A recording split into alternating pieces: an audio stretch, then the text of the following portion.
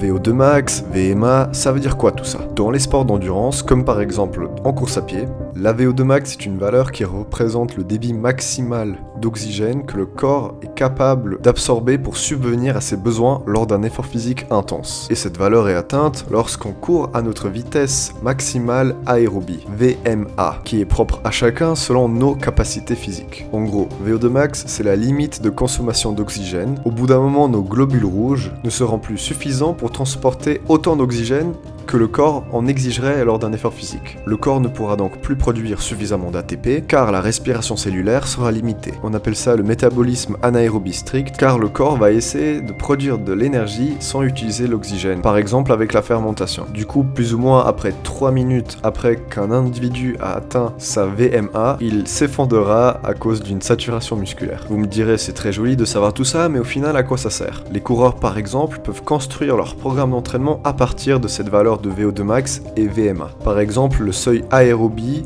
est situé à 70% de la VMA et couvre un rythme d'endurance que l'on pourrait soutenir pendant plusieurs heures. Un autre exemple est le seuil anaérobie situé à 85% de la VMA qui couvre quant à lui un rythme idéal pour s'entraîner en endurance. Bref, je ne suis tout de même pas un expert en endurance, mais si t'as appris quelque chose, abonne-toi, ici on parle de science et de sport.